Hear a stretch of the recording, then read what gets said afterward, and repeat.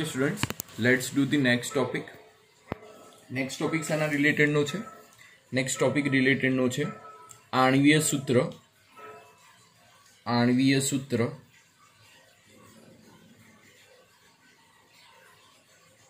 અને પ્રમાણ સૂચક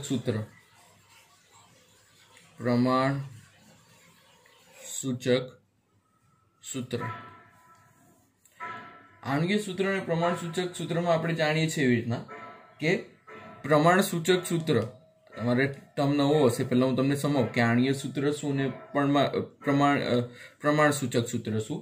તો પ્રમાણ સૂચક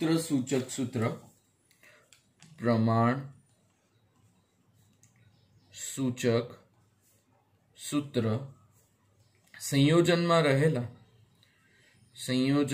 રહેલા જુદા જુદા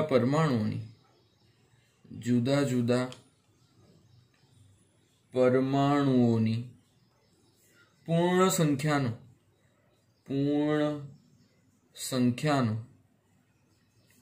સરળ ગુણોત્તર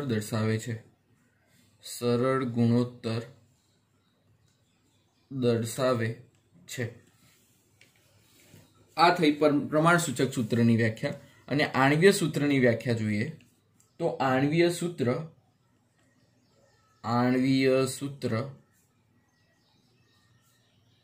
સંયોજનમાં રહેલા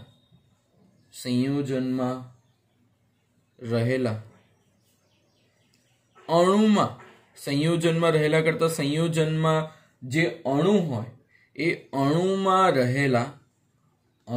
રહેલા જુદા જુદા પરમાણુઓની ચોક્કસ સંખ્યા દર્શાવે છે. જુદા જુદા પરમાણુઓની ચોક્કસ સંખ્યા દર્શાવે છે.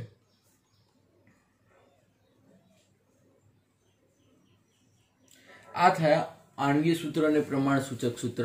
હવે આપણે એના વિશે દાખલા જોશું એટલે તમને ખબર પડશે. આમાંથી એક દાખલો 110% પૂછાય. કોઈ એક્ઝામ એવી નહીં હોય જેમાં આણ્વીય સૂત્ર અને પ્રમાણ સૂચક સૂત્રનો દાખલો ન પૂછ્યો હોય. બરાબર, 110% એનો દાખલો પૂછાય છે.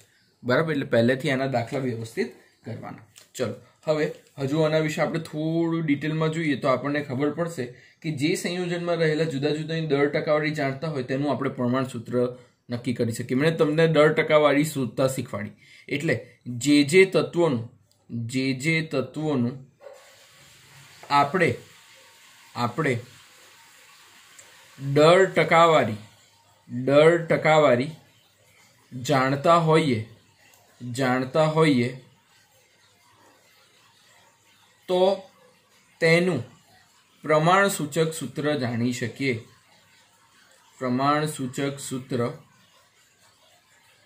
જાણી શકીએ. બરાબર, જેવા આપણે આના એક્ઝામ્પલ કરીશું બે ચાર, એ એક્ઝામ્પલમાં આના તમારે બે સૂત્ર યાદ રાખવાના છે.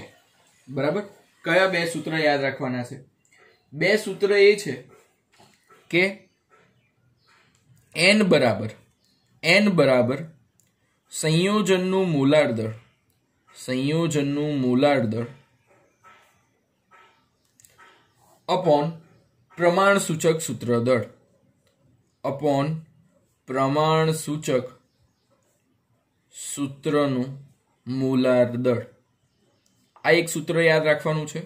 અને બીજું એ યાદ રાખવાનું છે કે આણ્વીય સૂત્ર બરાબર n ઇન્ટુ પ્રમાણ સૂચક સૂત્ર.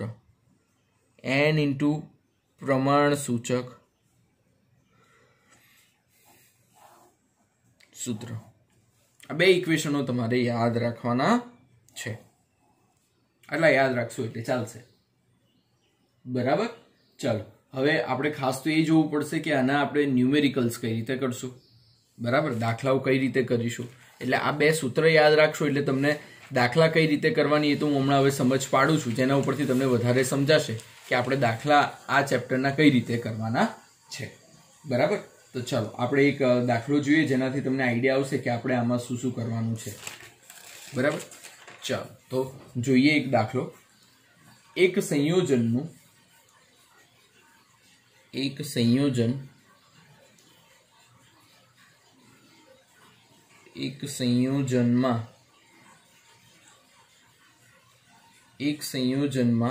કાર્બન બરાબર 92.4% છે અને હાઇડ્રોજન 7.6% છે. એક સંયોજનમાં કાર્બન અને હાઇડ્રોજન આટલા છે, બરાબર.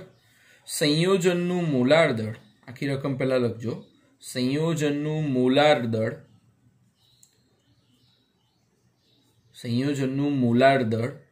78 યુનિટ છે. તો તેના પ્રમાણ સૂચક સૂત્ર અને આણ્વીય સૂત્ર શું હશે?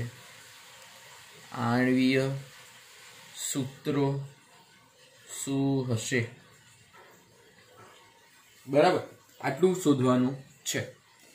સંયોજનમાં કાર્બનના 92.4% છે, હાઇડ્રોજનના 7.6% છે. સંયોજનનું મોલાર દળ કેટલું છે? 78 યુનિટ છે. તો તેના પ્રમાણ સૂચક સૂત્ર અને આણ્વીય સૂત્ર શું હશે? બરાબર. જેવો દાખલાની શરૂઆત કરો એટલે શરૂઆતમાં પહેલું સ્ટેપ શું કરવાનું એ પહેલાં હું તમને સમજાવું. જેવો દાખલો તમે ચાલુ કરો એટલે પહેલાં કાર્બન અને હાઇડ્રોજન જે આપે હવે લખી દેવાનું. કાર્બન લખી દેવાનો અને બીજી જગ્યાએ થોડી જગ્યા છોડીને લખવાનું. હા, 1-2 લાઈન, 2-3 લાઈન છોડી દેવાની. એટલે કાર્બન અને હાઇડ્રોજન આવી રીતના લખવાના, બરાબર. પછી એક લાઈન પાડી દેવાની. પહેલું કામ આ કરવાનું. કાર્બન અને હાઇડ્રોજન લખી દેવાના. કાર્બનની કેટલી ટકાવારી છે? 92.4. તો 92.4 લખી દેવાની. હાઇડ્રોજનની ટકાવારી કેટલી છે? 7.6 છે. એટલે કાર્બનની ટકાવારી 92.4 છે અને હાઇડ્રોજનની ટકાવારી કેટલી છે? 7.6 છે. હવે જેની જેટલી ટકાવારી છે એ લખી ભાઈ. કાર્બનની 92.4 છે, હાઇડ્રોજનની 7.6 છે. બીજું સ્ટેપ આપણે આમાં ફર્સ્ટ સ્ટેપ એમ તો કહેવાય, આપણે તો ખાલી હજુ લખ્યું જ છે. એટલે ફર્સ્ટ સ્ટેપ આમાં શું કરવાનું? જેનો ભાર હોય એનું જે વજન હોય, કાર્બનનું વજન તમે જાણો છો 12 છે, તો એના વજન વડે ભાગી દેવાનું. એટલે 92.4 ભાગ્યા કાર્બનનું વજન કેટલું? 12. હાઇડ્રોજનનું કેટલું છે? 7.6. તો 7.6 ભાગ્યા 12. સમજાય છે? વજન વડે એની ટકાવારી ભાગી નાખવાની, બરાબર. આ પહેલું સ્ટેપ. એટલે આ ભાગ્યા પછી જે જવાબ આવે, જેમ કે આનો જવાબ આવશે તમારો 7.7 આવશે. કેલ્ક્યુલેટર ના લીધો હોય તો આજે લઈ લેજો. હા ભાઈ, હવે નહીં ચાલે કેલ્ક્યુલેટર વગર. અને હા, હાઇડ્રોજનની 12 નહીં ને, હાઇડ્રોજનનો તો એક જ છે ને. એટલે 7.6 વડે 1 વડે ભાગવાનું, કારણ કે હાઇડ્રોજનનું વજન તો 1 છે. તમે જાણો છો ને, તમને આપ્યું હશે એક્ઝામમાં આવી રીતના કે હાઇડ્રોજનનું 1 અને કાર્બનનું 12. એટલે બહુ ચિંતા ના કરતા, પણ તમને યાદ રહે તો સારું, બરાબર. એટલે હાઇડ્રોજનનું 1 એટલે 7.6 આવશે, બરાબર. હવે આ પહેલો જવાબ આવ્યો. આ બંનેનું ભાગાકાર કર્યો એટલે પહેલો જવાબ આવ્યો, બરાબર. એટલે સુધી સમજાય? પહેલાં શું કર્યું? ટકાવારી લખી, પછી એના ભાર વડે ભાગ્યા અને પછી જવાબ આવ્યો.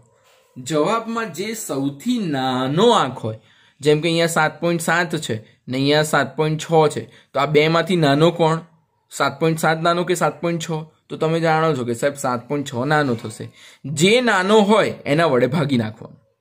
જે નાનો હોય એના વડે ભાગવાનું. જેમ કે 7.6 નાનો છે તો એના વડે ભાગી નાખવાના બંનેને.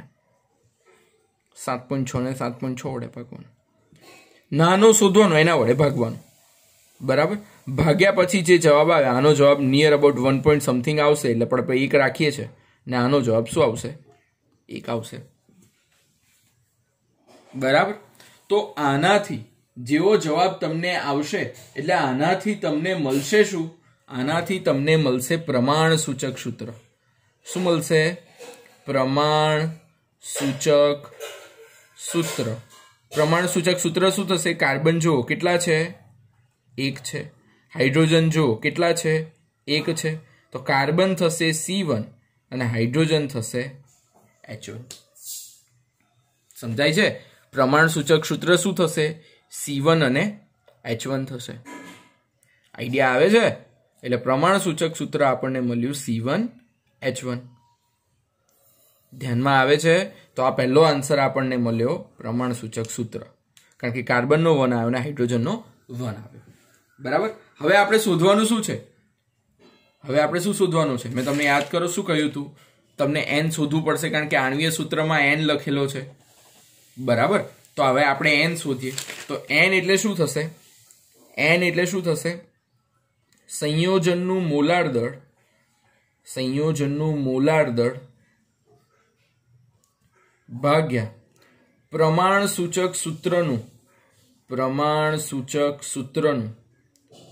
મોલાર દળ, બરાબર? સંયોજનનું મોલાર દળ ભાગ્યા પ્રમાણસૂચક સૂત્રનું મોલાર દળ. હવે તમને જોવો જોઈએ સંયોજનનું મોલાર દળ આપ્યું છે રકમમાં. કેટલું આપ્યું છે? 78. એટલે સંયોજનનું મોલાર દળ તો છે 78. પ્રમાણસૂચક સૂત્રનું મોલાર દળ છે નથી, પણ તમને તો શોધતા આવડે છે ને. C1H1 નું મોલાર દળ શોધતા આવડે છે. કઈ રીતે શોધવાનું? તો કે ભાઈ 1 × 12 પ્લસ 1 × 1 એટલે શું થાય? 12 પ્લસ 1 એટલે શું થાય? 13 થાય, બરાબર? તો આ 13 યુનિટ મળ્યું પ્રમાણસૂચક સૂત્રનું આણ્વીય દળ, એટલે સોરી પ્રમાણસૂચક સૂત્રનું મોલાર દળ. તો એ 13 લખી દો. 13 × 78 એટલે n બરાબર આવશે 6. સમજાય છે? n બરાબર શું આવ્યું? 6 આવ્યું. હવે n બરાબર 6 આવે એટલે તમારે નેક્સ્ટ આપણે કરવાનું છે. શું કરવાનું છે? નેક્સ્ટ આપણે શું કરવાનું છે? n બરાબર જેવું 6 આવે એટલે તમારે નેક્સ્ટ શું કરવાનું છે? નેક્સ્ટ કરવાનું છે કે આપણે જે બીજું સૂત્ર જોયું હતું કે આણ્વીય સૂત્ર બરાબર n ગુણ્યા પ્રમાણસૂચક સૂત્ર. તો આણ્વીય સૂત્રનું આપણે લખીએ કે ભાઈ આણ્વીય સૂત્ર બરાબર n ગુણ્યા પ્રમાણસૂચક સૂત્ર. ઓકે, તો આ આપણે જાણીએ છીએ એવી રીતના કે n આણ્વીય સૂત્ર બરાબર n ગુણ્યા પ્રમાણસૂચક સૂત્ર થશે. તો આપણે આમાં પ્રમાણસૂચક સૂત્ર મેળવી ચૂક્યા છે. પ્રમાણસૂચક સૂત્ર આપણે મેળવી ચૂક્યા છે. પ્રમાણસૂચક સૂત્ર શું આવ્યું હતું આપણું? પ્રમાણસૂચક સૂત્ર શું આવ્યું હતું? આપણું પ્રમાણસૂચક સૂત્ર શું આવ્યું હતું? તો પ્રમાણસૂચક સૂત્ર જે આવ્યું હતું એ હતું C1 અને H1. એટલે n બરાબર 6 જે આપણે મેળવ્યું અને પ્રમાણસૂચક સૂત્ર શું આવ્યું? C1 H1. એટલે આ 6 ને C વડે ને H ને ગુણો એટલે શું આવે? C6 H6. આ થયું આણ્વીય સૂત્ર, આ થયું પરમાણ્વીય સૂત્ર. બંને આપણને મળી ગયા જે આપણે શોધવાના હતા, પ્રમાણસૂચક સૂત્ર અને આણ્વીય સૂત્ર. દાખલો 4 માર્કમાં હંમેશા પૂછાશે આવો.